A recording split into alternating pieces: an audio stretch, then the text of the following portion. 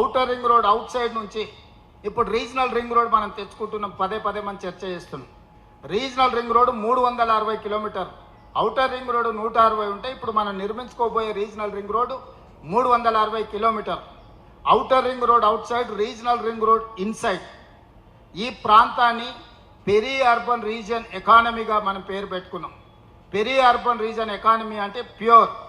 ఇప్పటివరకు అక్కడ ఎలాంటి ప్రణాళిక లేదు. ఇది manufacturing zone.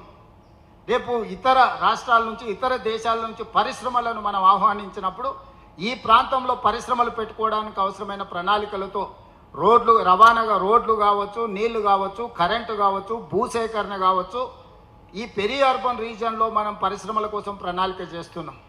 Outer ring road inside core urban region, outer ring road outside regional ring road లోపల ఉన్నదాన్ని peri urban region. Regional ring road బయట నుంచి తెలంగాణ సరిహద్దుల వరకు rural agricultural region economy, rare rural agriculture region economy. Regional ring road బయట నుంచి తెలంగాణ సరిహద్దుల వరకు అగ్రికల్చర్ ఎకానమీని పెంచాలని, మన దగ్గర విత్తనాలు పండించడానికి మంచి భూమి, ఆర్గానిక్ ఫుడ్ పండించడానికి మంచి భూమి, మనకు పండ్ల తోటలు పెట్టుకోవచ్చు, కూరగాయల తోటలు పెట్టుకోవచ్చు. చాలా వ్యవసాయము, సేంద్రియ వ్యవసాయం చేస్తే లాభసాటిక వ్యవసాయం మారుతుంది. సో 3 భాగాలుగా service sector, manufacturing sector, agriculture sector. Service sector వచ్చేసి ఔటర్ రింగ్ రోడ్ ఇన్సైడ్ ఉన్నది service sector, regional ring road inside ఉన్నది మ్యానుఫ్యాక్చరింగ్ సెక్టర్. తెలంగాణ సరిహద్దుల నుంచి రీజనల్ రింగ్ రోడ్ వరకు మనకు అగ్రికల్చర్ సెక్టర్.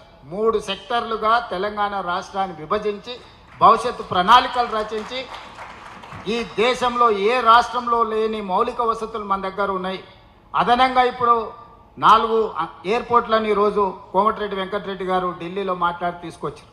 వరంగల్లో ఒక గొప్ప ఎయిర్పోర్ట్ వస్తున్నది, భద్రాద్రి కొత్తగూడెంలో ఎయిర్పోర్ట్ వస్తున్నది, రామగుండంలో ఎయిర్పోర్ట్ వస్తున్నది, ఆదిలాబాద్లో ఎయిర్పోర్ట్ వస్తున్నది. 10 ఏళ్ళు అయితే ఉన్న ఎయిర్పోర్ట్ల కమిషన్లు దొబ్బిండి కేసీఆర్ తప్ప రెండో ఎయిర్పోర్ట్ కట్టాలన్న ఆలోచన చేయలే. ఇవాళ 4 ఎయిర్పోర్టులకి 2 సంవత్సరాలనే మన కేంద్ర ప్రభుత్వం నుంచి అనుమతులు తెచ్చుకున్నాము. తొందరలోనే డిసెంబర్ ఆఖరు లోపలనే వరంగల్ ఎయిర్పోర్ట్కు మనం శిలాఫలకం వేసుకోబోతున్నాం, పనులు ప్రారంభించుకోబోతున్నాం. ఇట్లా మనకు పోర్టు లేదు. పెద్ద పెద్ద పరిశ్రమలు పెట్టుబడి పెట్టమంటే మీకు సముద్రం ఒడ్డు లేదు కదా. మేము కార్ల కంపెనీలు, పెద్ద కంపెనీలను పెడితే విమానాలలో రవాణా చేయలేము. మాకు పోర్టు ఉంటే మేము షిప్లలో వీటన్నిటిని పరిశ్రమలు పెడితే తీసుకెళ్తుంది. అంటే నరేంద్ర మోడీ నుంచి చంద్రబాబు నాయుడు వరకు మాట్లాడి మన ఎయిర్పోర్టు నుంచి మచిలీపట్నం పోర్టు వరకు, ఒకప్పుడు మచిలీపట్నం పోర్టు నిజాం దగ్గరనే ఉండే, తర్వాత ఆంధ్రప్రదేశ్లోకి వెళ్ళింది. ఈరోజు మనము మచిలీపట్నం పోర్టుకు 12 లేన్ గ్రీన్ ఫీల్డ్ ఎక్స్ప్రెస్ హైవేతో పాటు బుల్లెట్ ట్రైన్తో పాటు ట్రైన్ ఫెసిలిటీ కలిపి పోర్టు కనెక్టివిటీ పెంచుతున్నాం పరిశ్రమలను ఆకర్షించడానికి. సో ఇవన్నీ కార్యక్రమాలు, ఈ రోడ్లు కానీ, మెట్రో కానీ, అదేవిధంగా మనము హై స్పీడ్ రైళ్ల గురించి వినడం, బుల్లెట్ ట్రైన్ల గురించి వినడం. జపాన్లో జనాలు బుల్లెట్ ట్రైన్లలో తిరుగుతారని మనం విన్నాం. మన దేశంలో నరేంద్ర మోడీ గారు గుజరాత్లో పెట్టుకోరు, ఆ తర్వాత పూణే, ముంబై ఏదో వేసుకుంటారని దూరంగా విన్నాం. మీ రాష్ట్రాలు చేసుకున్నప్పుడు మాకెందుకు ఇయ్యారని కేంద్రంతో కొట్లాడి ఇవాళ హైదరాబాద్ నుంచి బెంగళూరుకు ఎక్స్ప్రెస్ హైవేతో పాటు బుల్లెట్ ట్రైన్ కూడా మనం మంజూరు చేయించుకున్నాం. హైదరాబాద్ నుంచి చెన్నై వయా అమరావతి ఎక్స్ప్రెస్ హైవేతో పాటు బుల్లెట్ ట్రైన్ కూడా ఈరోజు మనం మంజూరు చేయించుకున్నాం. ప్రాథమికంగా ఒప్పుకున్నారు. వాటిని పేపర్ మీద కావాలని రేపు నరేంద్ర మోడీ గారిని కలిసి నువ్వు ఇస్తావా సస్తావా అని ఇలా మనం అడగనికి పోతున్నాం. ఎందుకంటే నువ్వు గుజరాత్కు తీసుకెళ్తున్నావు, నువ్వు గుజరాత్ ముఖ్యమంత్రి కాదు, ఈ దేశానికి ప్రధానమంత్రి. గుజరాత్కి ఏమేమి ఇచ్చినావో తెలంగాణ కూడా అవన్నీ ఇవ్వాల్సిందే. ఇవ్వకపోతే ఖచ్చితంగా ఈ రాష్ట్రంలో బీజేపీని మొత్తం నేలమాటం చేస్తావు. ఈ రాష్ట్రంలో బీజేపీ ఉండనే ఉండదు.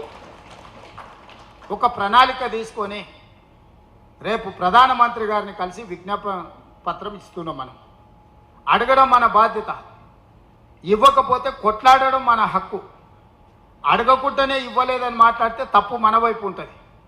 ఒక్కటికి 10 సార్లు అడుగుతాం. ఇక్కడ వ్యక్తిగతమైన పైరవి లేదు. ఇక్కడ రాష్ట్ర ప్రజల ప్రయోజనాల కోసం ఒక్కటికి 10 సార్లు అడుగుతాం. కేంద్ర మంత్రులను, ప్రధానమంత్రి ఒక్కటికి 100 సార్లు ఢిల్లీకి పోయి అడుగుతాం. ఇచ్చిండ్రా సరే సరే సంతోషం, ఇవ్వకపోతే తెలంగాణ ప్రజలు ఏ విధంగా వ్యవహరిస్తారో బీజేపీ రుచి చూస్తుంది. ఇలాంటివన్నీ కార్యక్రమాలు తీసుకొని మనం ముందుకు వెళ్తున్నాం. మరి ఇన్ని కార్యక్రమాలు చేస్తే మంత్రులు లేకపోతే ప్రభుత్వం ఆ కార్యక్రమాలలో ఉంటే ఇది ప్రజలకు చెప్పాల్సిన బాధ్యత. చేయడమే కాదు, చేసింది చెప్పుకోవడం కూడా చాలా అవసరం రాజకీయాలలో. మరి ఎవరు చెప్పాలి? ఇవన్నీ ప్రజలకు ఎవరు చెప్పాలి? మీరే కదా, జిల్లా అధ్యక్షులే కదా. మీరు రాష్ట్ర అధ్యక్షులు జిల్లా అధ్యక్షులకు చెప్తారు, జిల్లా అధ్యక్షులు మండలాధ్యక్షులకు చెప్పాలి, మండలాధ్యక్షులు గ్రామాధ్యక్షులకు చెప్పాలి, గ్రామాధ్యక్షులు ఆ వార్డులో ఉండే అధ్యక్షులకు చెప్పాలి. ఇది మన స్ట్రక్చర్. ఇందులో మీరు అందరు కష్టపడి పని చేయాల్సిందే.